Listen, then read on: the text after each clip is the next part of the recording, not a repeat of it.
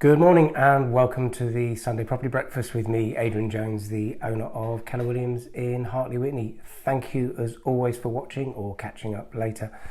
If I could just ask you to also like, follow and share, I'd be really grateful. And please do let me know any ideas you have of things you may want me to cover as well on the breakfast.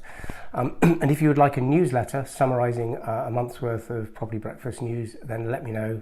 Leave me your email and I'll send that out at the end of every month.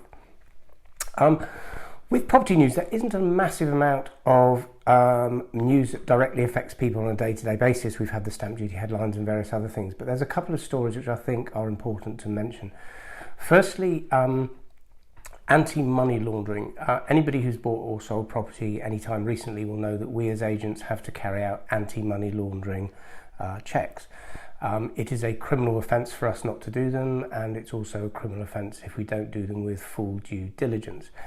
And most of the time, of course, there are no issues, but every now and again we're reminded of why we do them. There has been a leaked report of some offshore financial documents called the Pandora Papers, which have revealed that there's quite a lot of dirty money that has bought property in excess of £4 billion.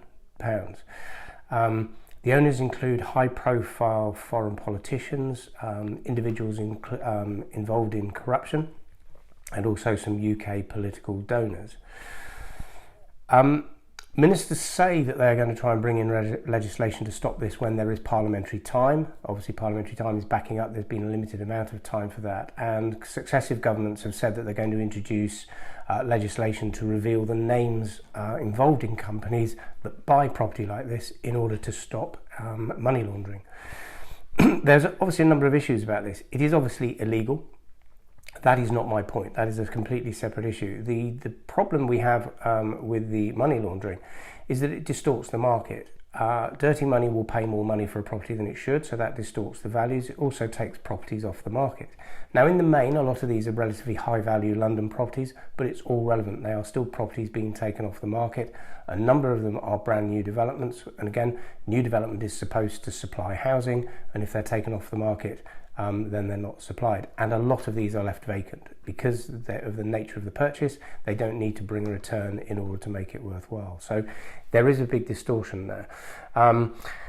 And let's hope that something gets done about that. But it's also a reminder to agents to get your anti-money laundering done as well. The other issue I wanted to raise was construction. I obviously, again, have a focus on the residential side of this rather than the commercial sector. But there is a perfect storm at the moment, which is leading to slow building, downing tools, or indeed projects not even starting in the first place. Right across the board, there's about a 20% increase in material costs, and some of them have literally doubled. That's if you can get them. So we have this storm of a post-Brexit supply chain issue and labour shortage. There is a materials shortage post-pandemic. Construction continued, but the production of a lot of the materials didn't. And of course, we've now got the fuel and driver shortage, which is well known to everybody, which is then causing supply chain issues.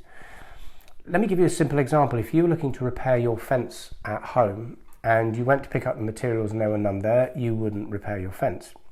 If you went and the materials were way above the price you previously budgeted for, you'd not do it probably, and you'd wait until those prices came down. And that, in very simple terms, is what's happening with a number of developers. If you haven't got the materials, you have to stop build or indeed don't start. And if the costs are really high, it actually makes some schemes unviable and unfeasible, so they don't get started.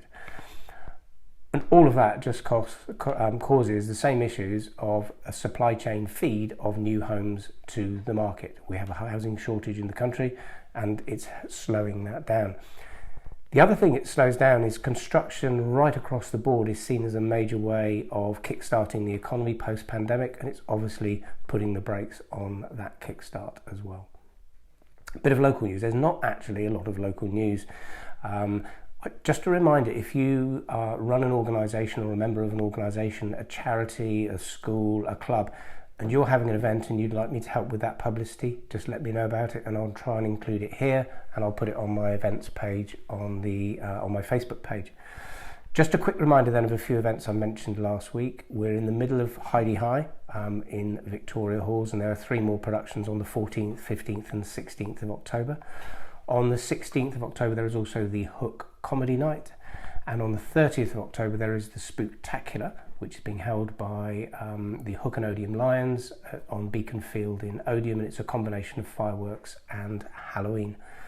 On the 2nd of December, the Hartley Whitney Christmas Market is being held.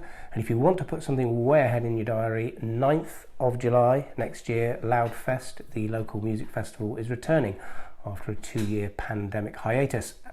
The Cricket Club are also going to be bringing back the charity match against Hampshire and the Village Ball. It'll be late June, early or into July.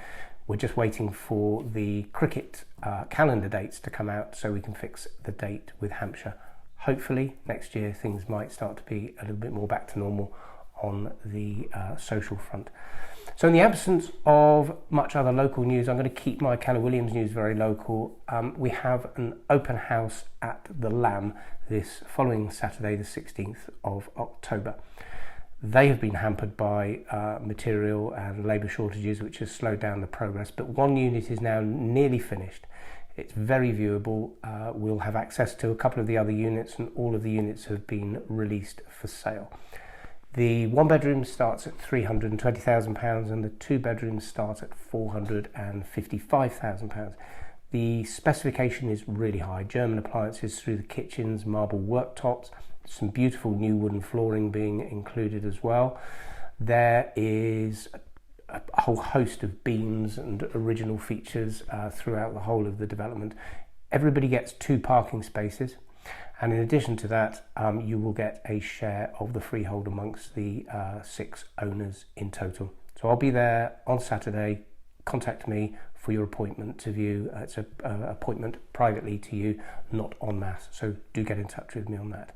And just a little reminder, I used to do on Wednesdays the midweek midday minute. I stopped doing it because I couldn't say it, but I'm bringing it back this next Wednesday. It's going to be a 1-minute snapshot of something going on in the property market or something going on in my business, and I'll be here on Facebook as always. That's it for this week. As always, if there's anything I've mentioned you need to get any information on, email me adrian.jones@kwuk.com or call me 01252 988 488. All the properties we have for sale are on a link that I've put onto this post. Thank you as always for watching. If you can like, share, follow and comment, I would be delighted. Just spread the word that there is a different way of doing real estate business that can put the community at the heart and also really put people's own interests at the heart of the business as well. Thank you as always for watching. Really appreciate it. Enjoy your Sunday, and I'll see you next week, but I'll see you on Wednesday at noon. Take care and bye for now.